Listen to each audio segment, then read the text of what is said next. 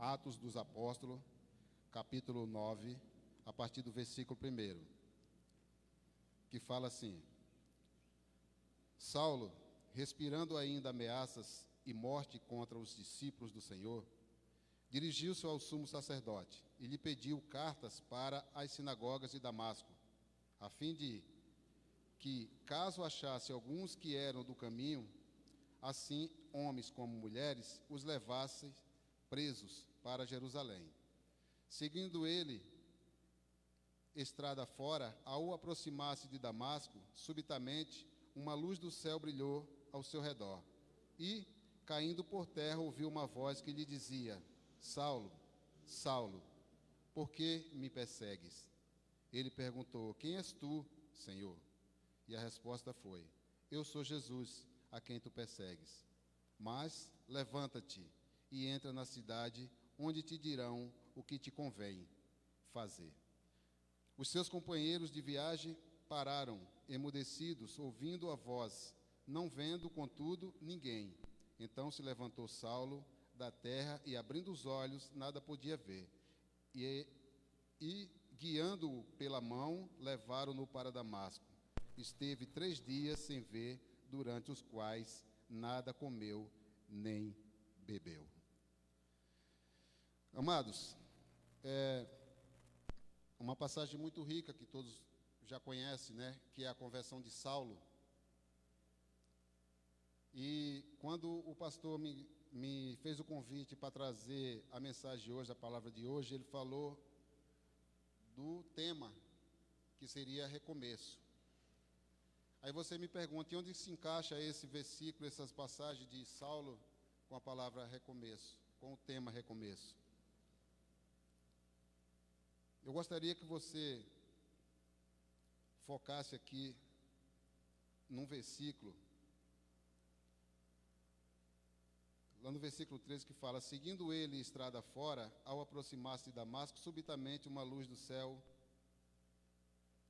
brilhou ao seu redor, e caindo por terra, ouviu uma voz que dizia: Saulo, Saulo, por que me persegue? Ele perguntou: Quem és tu, Senhor? E a resposta foi: Eu sou Jesus, a quem tu persegue. Mas, versículo 6, levanta-te, entra na cidade, onde te dirão o que te convém fazer.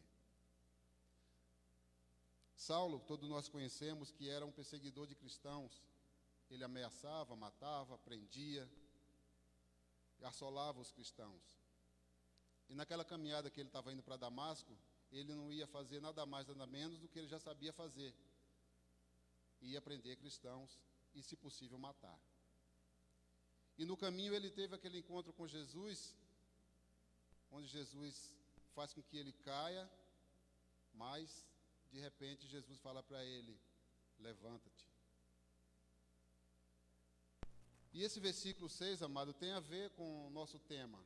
Porque quando Paulo cai, ele cai Saulo. Quando ele levanta, ele já levanta Paulo. É um recomeço na vida dele. Começa a partir dali uma nova história na vida de Paulo. Aquilo que ele vivia até aquele momento ficou para trás. Já não era mais Saulo. E o que Deus está trazendo para nós hoje é exatamente isso. Se você acabou de cair, ele fala: levanta-te. Tem um novo começo para você. Tem uma nova vida lá fora te esperando. Amados, e o recomeço é o que eu estou vivendo agora.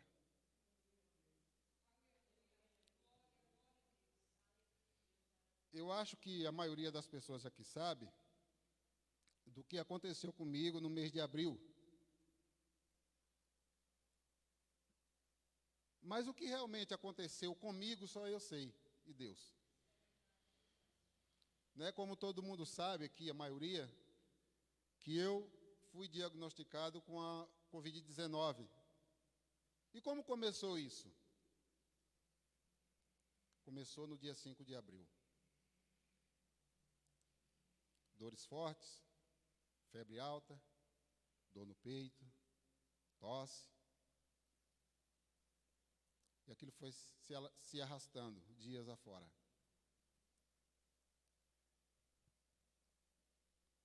No dia 9/4, algo que eu não esperava, aconteceu. Falta de ar. Alguém já andou se afogando aqui? Sabe como é que é a sensação de se afogar? É mais ou menos isso. Você procura ar e não encontra. Desesperadamente, a minha esposa ligou para a SAMU, que era a orientação que a gente tinha do Ministério da Saúde. Em poucos minutos, eles estavam na minha casa. Me socorreram. Às 5h30 da tarde, eu dei entrada no hospital, aqui no Cruzeiro do Sul, em Osasco. Lá fui submetido ao teste rápido, que deu negativo, porque eu só estava com 4 dias de sintomas. Esse teste só é ele eficaz depois do 7º dia. Quem trabalha na área de saúde aqui sabe disso.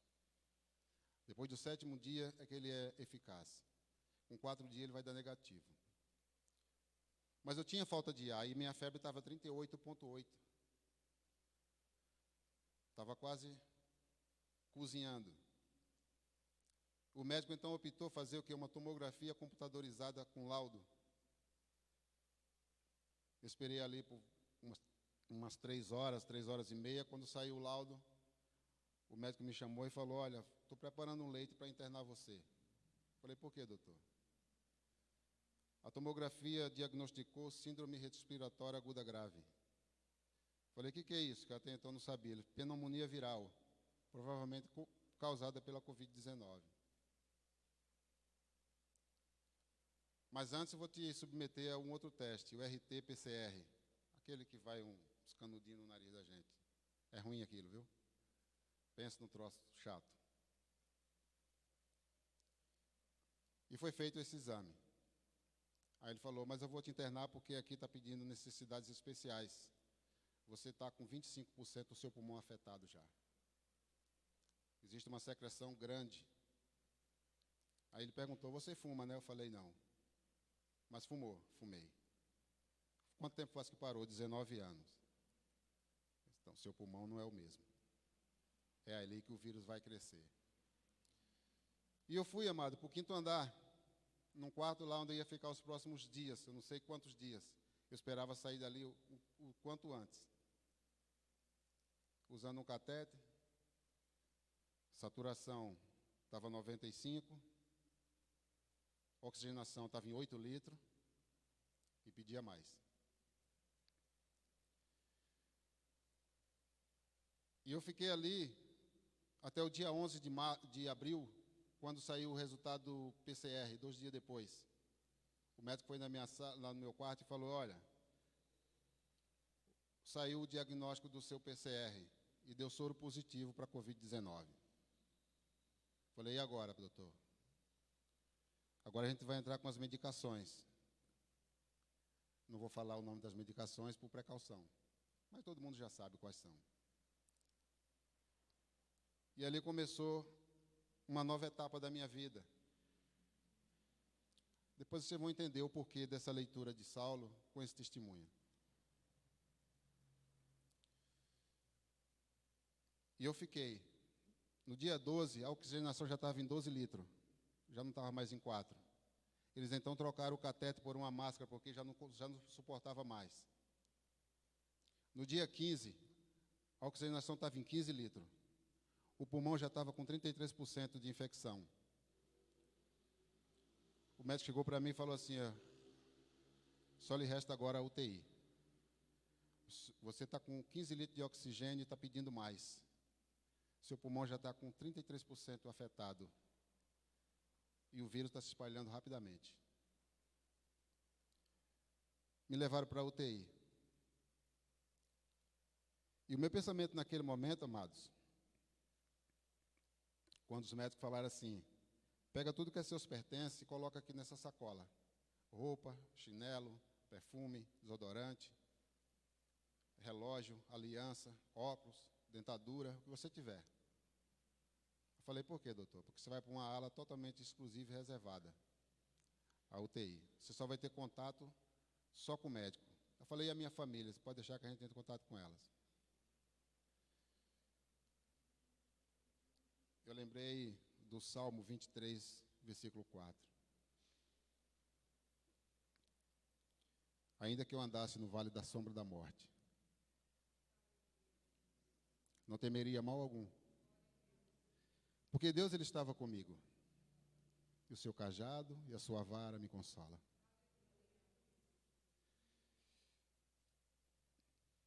Ainda assim, amados, eu tinha muito medo, porque eu sabia do risco que eu estava correndo. E o histórico dessa doença não é boa.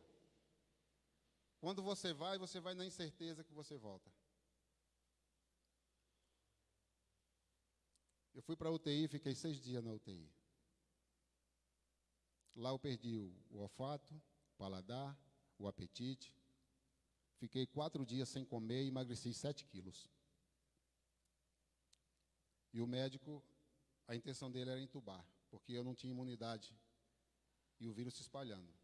Oxigenação vinha direto, aumentando a cada dia. Febre não passava. Graças a Deus, Deus colocou no meu caminho 2 enfermeiras que cuidavam de mim lá. Davam plantão juntas. E elas falaram para mim, uma delas falou para mim que estava orando pela minha vida. E disse, eu quero tirar você daqui. Horrores, amado. Tinha 22 pessoas na UTI junto comigo. Você não dorme a noite inteira. É gente entrando, saindo. É gritos, é dor, horrores. E essas enfermeiras, elas optaram de trocar a minha alimentação, porque eu não comia. Eu só aceitava frutas.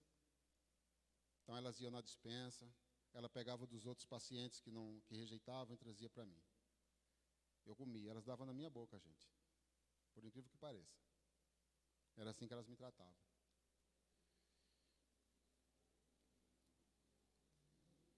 E quando foi no 5º dia,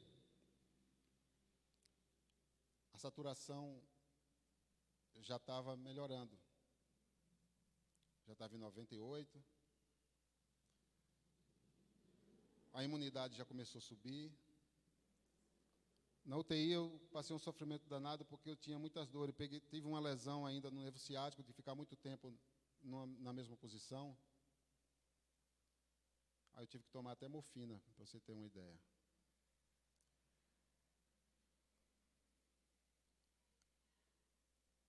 E isso, quando foi no 5º dia, as coisas já começaram a melhorar, porque a imunidade começou a subir devido às frutas que as enfermeiras me davam.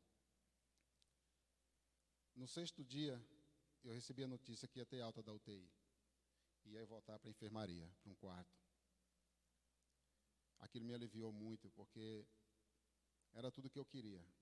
Ali, quando eu recebi aquela notícia, eu tinha certeza que eu ia voltar para a minha família. Porque até então eu não tinha mais essa esperança. E resumindo, amado, quando eu fui para o quarto, depois que eu fui para o quarto, a intenção dos médicos ali agora era retirar o catete e colocar retirar a máscara e colocar o catete de volta. Que você fica mais à vontade. Com o catete você pode pegar o balãozinho de oxigênio, você pode ir ao banheiro, que eu não fazia nada disso, não conseguia ir. E aí, depois que eu voltei para o quarto, as coisas começaram a melhorar. A médica chegou para mim e falou assim, ó, agora a intenção nossa é tirar seu oxigênio, tirar o catéter, porque os exames aqui já constam que você deu uma melhorada muito boa, mas ainda está respirando com auxílio de oxigênio. Então a intenção é tirar o catéter e você ficar pelo menos 12 horas sem esse catéter. Se você ficar 12 horas sem esse catéter, você vai embora para casa. E aí os fisioterapeutas começaram uma série de exercícios para melhorar a oxigenação. Mudei a forma de dormir, que lá na UTI eu dormia só de barriga para cima por causa dos eletrodos que ficavam no corpo. Aí lá mudaram a forma de dormir, eu comecei a dormir de prono, né, que eles falam assim, aquele de barriga para baixo. E aí foi. No dia 25, faltava um exame fazer. era o gasometria. O médico queria entender como é que estava a oxigenação do pulmão, do sangue que estava indo para o pulmão. Eu já tinha tirado o catéter na sexta-feira, no dia 24. Porque a intenção era me dar a alta no sábado. Mas aí a saturação caiu, eles colocaram o catéter de volta. Enfim, para encurtar o testemunho, quando foi no dia 26 de manhã, no domingo, eu já estava sem o catéter, o apetite já tinha voltado, a alimentação já tinha voltado normal, desde a sexta-feira eu já estava me alimentando bem. A médica chegou lá no quarto e falou: "Seu Luiz, eu trouxe aqui uma pasta contendo todos os seus exames. E aqui eu vou dar uma resumida. O senhor chegou aqui no dia 9 de abril, com uma pneumonia viral grave, gravíssima, com o pulmão afetado já 25%, respirando com oxigenação de 8 litros. E no decorrer, isso aí foi se agravando, mas de 4 dias para cá, isso aí já veio melhorando. Quando o senhor foi para a UTI, já estava com 33% do pulmão afetado. A infecção era muito grave, o senhor estava ruim, eu posso lhe dizer isso, o senhor estava ruim. Mas depois que o senhor veio para o quarto, a nossa intenção era tirar seu oxigênio e deixar o senhor pelo menos 12 horas sem oxigênio. Mas o senhor foi além. O senhor ficou 26 horas sem ele. E por essa razão não existe mais necessidade do senhor continuar aqui. Eu vou dar alta para o senhor. Amados, eu senti um alívio tão grande, eu confesso que eu chorei com a médica. Ela chorava também junto.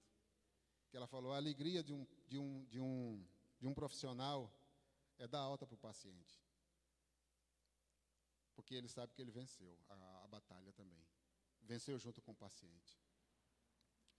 Quando foi às 11 horas da manhã, eu recebi alta, saí do hospital. Minha pastora e o meu pastor foram lá me buscar.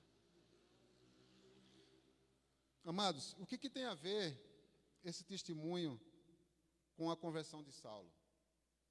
Saulo, na caminho de Damasco, ele teve um encontro com Deus e a vida dele mudou a partir dali. Ele começou uma nova vida, um recomeço foi dado para ele. E a minha história não foi diferente. Eu saí daqui com uma incerteza que voltaria para casa com vida. Essa era a minha incerteza, mas eu voltei com vida. Deus, ele me deu uma nova oportunidade. Um recomeço. A partir dali é um recomeço. E eu fiquei maravilhado com isso. E hoje, o que eu posso dizer para você, se você tem algo, ou teve alguma coisa que atrapalhou a tua caminhada, interrompeu o seu caminho, que você caiu, Deus está falando para você: levanta-te, que eu tenho um novo começo para você. É tempo de recomeço, amado. Esse vírus, ele é uma doença gravíssima, que afeta em todo mundo está vulnerável. Todos nós estamos vulneráveis a esse vírus. Uns têm sintomas, outros não têm. Uns vão para o hospital, outros não. Uns voltam para casa, vão para a UTI, vai entubado, outros morrem. E assim vai. Mas o que eu estou querendo dizer para vocês hoje é que Deus, quando Ele tem um plano na vida de alguém, não tem nada que atrapalhe. Saulo, ele era um cara terrível, mas Deus tinha plano na vida dele. E naquele dia ele falou: Saulo, a partir de hoje, uma nova história vai ser na tua vida. E assim é para mim e para você, amados.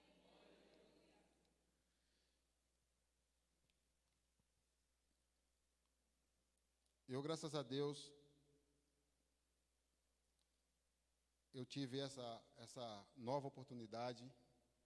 Agradeci demais às pessoas que aqui fora oraram por mim, intercederam, os profissionais de saúde, aqueles que cuidavam de mim lá, que foram importantíssimos, os incentivos, as pessoas ligavam para mim, mandavam mensagem, enfim, tudo isso foi importante. A família, né, quando teve a oportunidade de ter o contato novamente, foi de extrema importância. E isso fez com que eu visse a vida de uma outra forma. Ou seja, um recomeço. Deus, ele tem recomeço para mim e para você também. Você não pode ficar na condição de menosprezado, de que você não é ninguém, de que você é pior que os outros. Não. Porque o sol, ele nasce para todos nós. Para todos nós ele nasce. E Deus tem planos para nossas vidas. Assim como aconteceu na vida de Saulo, um renovo, assim será nas nossas vidas. Eu estou muito feliz, muito contente por ter essa oportunidade de contar esse testemunho. Outras igrejas também já pediram, eu falei, primeiro na minha igreja, depois vocês levam. Até imprimir aqui, ó, são 4 páginas, né, letras grandes. Eu dei uma resumida, se eu fosse ler aqui, a gente sair daqui meia-noite. Mas está aqui, para a igreja que quiser pedir, está aqui, leve, pode levar e conte. Muitas igrejas já pediram, eu falei, primeiro na minha, depois eu conto para vocês. Amém? Agora eu quero que você abra a sua Bíblia, sabe aonde? Lá em 2 Coríntios.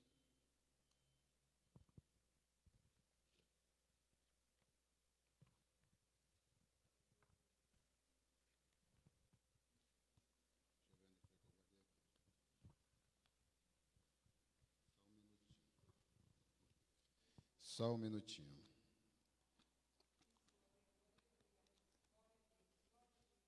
Eu acho que eu achei.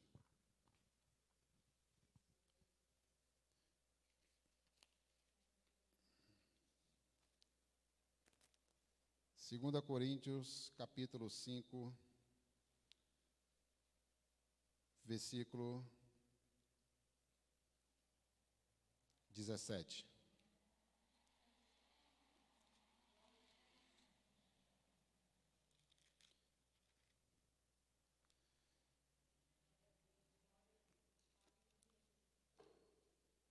Diz assim, amados: e assim, se alguém está em Cristo, é nova criatura. As coisas antigas já passaram, e eis que se fizeram novas.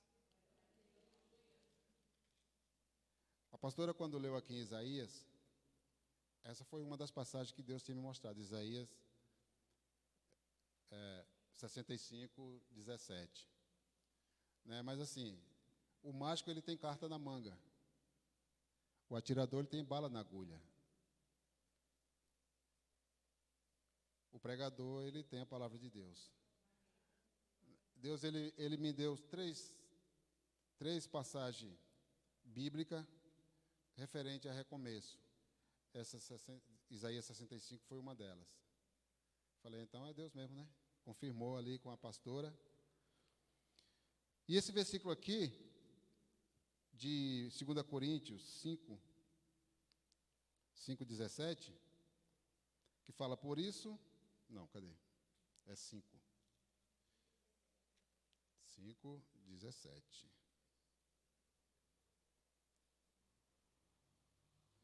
E assim, se alguém está em Cristo, é nova criatura. As coisas antigas já passaram, eis que se fizeram novas. O que Deus está querendo falar para nós aqui, amados, que as coisas antigas, o que passou, não é para você esquecer. Domingo nós tivemos uma administração do pastor Marco, onde ele falou assim, o ano de 2020 é para ser esquecido? Não tem como você esquecer. Mesmo que você queira. É impossível você esquecer esse ano de 2020. Mas Deus, ele fala assim, que não é para você, é para você esquecer e não para você vivê-lo. Não é para você viver o que foi passado. Porque ele fala aqui, ó, as coisas antigas já passaram, eis que se fizeram novas. É recomeço, amados. Qual o tema do nosso culto desse mês, nas quarta-feira? Recomeço. É recomeçar. Filipenses, capítulo 3.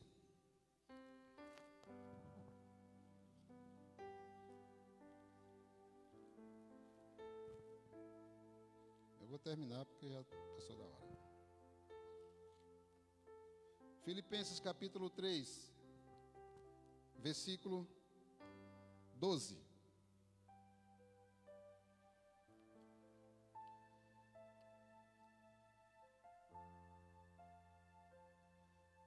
Diz assim: não que eu o tenha já recebido, ou tenha já obtido a perfeição, mas prossigo para conquistar aquilo para o que também fui conquistado por Cristo Jesus.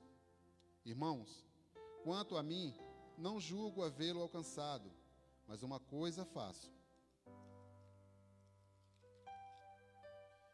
Esquecendo-me das coisas que para trás ficam, e avançando para as que diante de mim estão, prossigo para o alvo, para o prêmio da soberana vocação de Deus em Cristo Jesus. Não olhe para trás. Não olhe para trás. Porque o que você deixou lá atrás não vai te fazer bem lá na frente. Deus quer coisa nova para você. O apóstolo Paulo aqui está dizendo para os filipenses: sigo olhando para o alvo. O que passou para trás.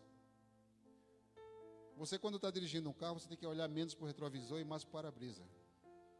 Porque o que está no retrovisor ficou lá atrás. Se acontecer alguma coisa, se for um pneu, foi lá atrás, já era, já passou. Tem que olhar para frente. Porque é o teu destino, é para onde você está indo.